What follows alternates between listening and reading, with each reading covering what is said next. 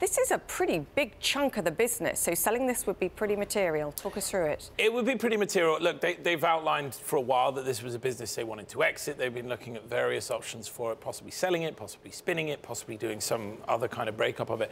This is a very good buyer for them. Wabtec, it fits very nicely with what Wabtec are doing. It's clean. There's not going to be too much antitrust, if any at all.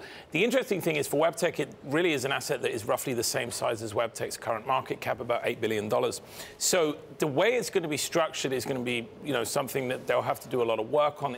I suspect it will be some type of, they will merge it into Wabtec. GE will obviously own a considerable piece of the new co.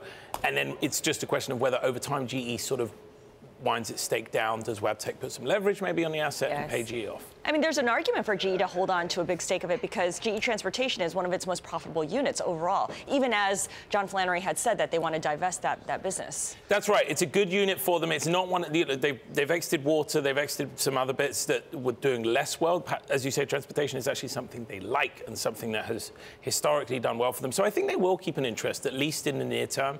And then, as I say, it's a question of, do they exit from it completely? And if so, how? Because Wabtec will need to then ultimately take on the whole asset. We've been talking to you now for what seems like days and days and weeks.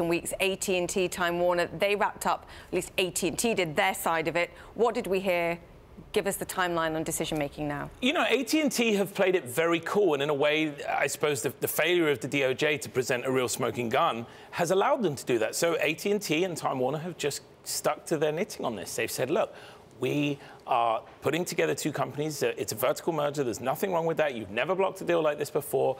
We're in a new world where you have the likes of YouTube and Amazon who compete with us. So we have headwinds, and if we don't do this merger, it's much harder for both of us to survive into the future. Yeah. And it was easy for them. That's the truth. I mean, the government gave them a layup. There was no smoking gun. There was nothing really for them to have to answer.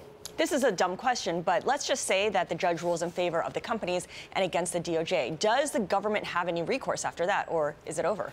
In any normal set of circumstances, you say no, because this was sort of the last test that they had to pass. But Trump being Trump, it's entirely possible that he does try and find a new lever, or he does at least come out swinging and beat the deal up on Twitter and the press.